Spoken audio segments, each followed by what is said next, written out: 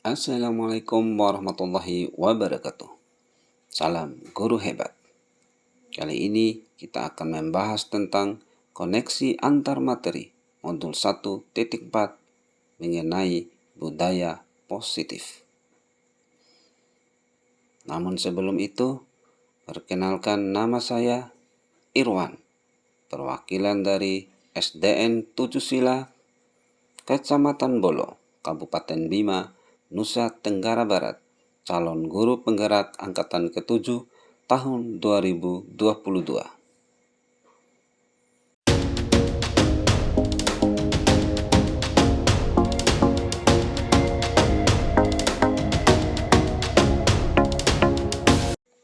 Koneksi antar materi pada modul 1.4 tentang budaya positif ini untuk memberikan kesimpulan mengenai peran saya dalam menciptakan budaya positif di sekolah dengan menerapkan konsep-konsep inti seperti disiplin positif, motivasi, perilaku manusia, hukuman dan penghargaan, posisi kontrol, restitusi, keyakinan sekolah atau kelas, dan segitiga restitusi.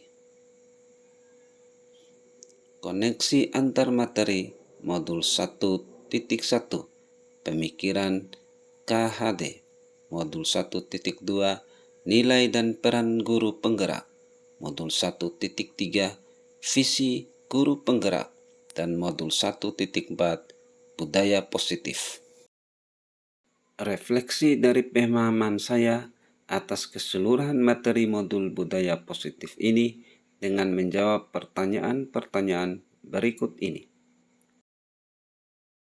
Pertanyaan pertama, sejauh mana pemahaman Anda tentang konsep-konsep inti yang telah Anda pelajari di modul ini, yaitu disiplin positif, teori kontrol, teori motivasi, hukuman dan penghargaan, posisi kontrol guru, kebutuhan dasar manusia, keyakinan kelas, dan segitiga restitusi.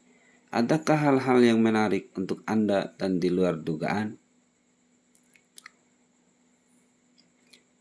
Saya sudah memahami konsep-konsep inti dalam modul budaya positif yang berkaitan dengan disiplin positif, teori kontrol, teori motivasi, hukuman dan penghargaan, posisi kontrol guru, kebutuhan dasar manusia, keyakinan kelas, dan segitiga restitusi.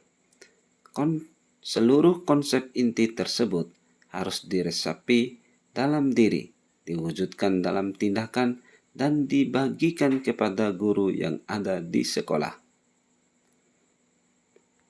Pertanyaan kedua, perubahan apa yang terjadi pada cara berpikir Anda dalam menciptakan budaya positif di kelas maupun sekolah Anda setelah mempelajari modul ini? Perubahan yang terjadi dalam kelas tentu saja menuju ke arah yang lebih baik, yang sebelumnya belum dikenalkan keyakinan kelas. Setelah anak membuat keyakinan kelas, maka peserta didik lebih bisa memahami dan melaksanakan nilai-nilai kebaikan yang telah mereka ciptakan sendiri. Perubahan yang ada di kelas membawa perubahan di sekolah tentunya. Budaya positif seperti 5S, senyum, sapa, salam, sopan, dan santun. Peserta didik dengan kesadaran dari dirinya melaksanakan di dalam kelas dan di lingkungan sekolah. Datang sekolah tepat waktu, dengan sendirinya ketertiban akan tercipta. Membuang sampah pada tempatnya akan tercipta lingkungan sekolah yang nyaman dan bersih. Keyakinan kelas yang otomatis membawa perubahan di kelas dan lingkungan sekolah. Pertanyaan ketiga, pengalaman seperti apakah yang pernah Anda alami terkait penerapan konsep-konsep inti dalam modul budaya positif baik di lingkup kelas maupun sekolah Anda? Pengalaman dalam penerapan konsep inti dalam modul budaya positif pada saat menangani permasalahan peserta didik. Pengalaman ini saat saya menangani peserta didik saya yang membentak-bentak dan memarahi temannya di depan teman-temannya pada waktu olahraga. Saya memberikan pengarahan siswa, menggali permasalahannya, mengapa melakukan kesalahan, terus memberikan pertanyaan dan siswa menjawab dengan kesadarannya sendiri dan menyadari kesalahannya sendiri. Namun, sikap saya ini ternyata disalahkan teman saya. Katanya, peserta didik tersebut harus mendapat hukuman. Dengan sabar, saya memberikan tanggapan ke teman sejawat tersebut bahwa tindakan saya posisi sebagai manajer, dan saya sampaikan kebaikan posisi kontrol manajer dengan posisi kontrol penghukum. Alhamdulillah, teman saya dapat menerima masukan saya. Pertanyaan keempat, bagaimanakah perasaan Anda ketika mengalami hal-hal tersebut?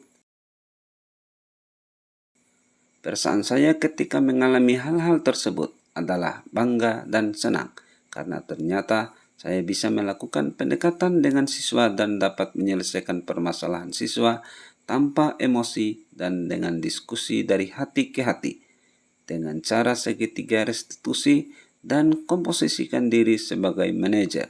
Maka anak merasa nyaman untuk digali alasannya dan dalam memperbaiki kesalahannya. Pertanyaan kelima, menurut Anda terkait pengalaman dalam penerapan konsep-konsep tersebut, hal apa sajakah yang sudah baik? Adakah yang perlu diperbaiki? Dari tindakan yang telah saya lakukan tersebut, posisi manajer merupakan posisi yang terbaik dalam menghadapi permasalahan yang dihadapi peserta didik, karena peserta didik tidak merasa terhukum dan akan muncul motivasi internal dari dirinya. Dan yang perlu diperbaiki dari saya adalah perlu ditingkatkan kesabaran dan lebih memahami karakter siswa sehingga pelaksanaan segitiga restitusi akan lebih baik lagi. Pertanyaan keenam, sebelum mempelajari modul ini, ketika berinteraksi dengan murid berdasarkan 5 posisi kontrol, posisi manakah yang paling sering Anda pakai dan bagaimana perasaan Anda saat itu? Setelah mempelajari modul ini, posisi apa yang Anda pakai dan bagaimana perasaan Anda sekarang? Apa perbedaannya? Posisi yang sering dipakai sebelum mempelajari modul ini, saya sering memposisikan sebagai teman dan penghukum. Dan setelah mempelajari modul ini, saya berusaha sebagai manajer. Perbedaan yang saya rasakan, posisi sebagai manajer lebih bisa memanusiakan peserta didik, bukan guru yang menyadarkan, tetapi diri peserta didik sendiri yang akan menyadari kesalahannya dan tindakannya telah melanggar keyakinan kelas yang ada. Dan perasaan saya sebagai guru tentunya akan lebih senang dan bangga apabila peserta didik bisa mengungkapkan dan menggali kesalahannya tanpa kita menghakiminya. Kemudian pertanyaan ketujuh, sebelum mempelajari modul ini, pernahkah Anda menerapkan segitiga restitusi ketika menghadapi permasalahan murid Anda? Jika iya, tahap mana yang Anda praktekkan dan bagaimana Anda mempraktekannya? Saya sudah menerapkan segitiga restitusi ini, tetapi mungkin saya kurang paham apa nama tahapan-tahapan yang telah saya lakukan dan mungkin yang saya lakukan juga masih belum komplit dan benar sesuai tahapan segitiga restitusi. Tahap yang saya praktekkan adalah tahap validasi tindakan yang salah. Saya selalu menanyakan alasan kenapa siswa tersebut melanggar peraturan dan kadangkala hanya sampai menanyakan saja tanpa melanjutkan penyelesaiannya. Atau kadang kalau sudah tertangani guru lain, saya merasa tidak perlu lagi menyelesaikan.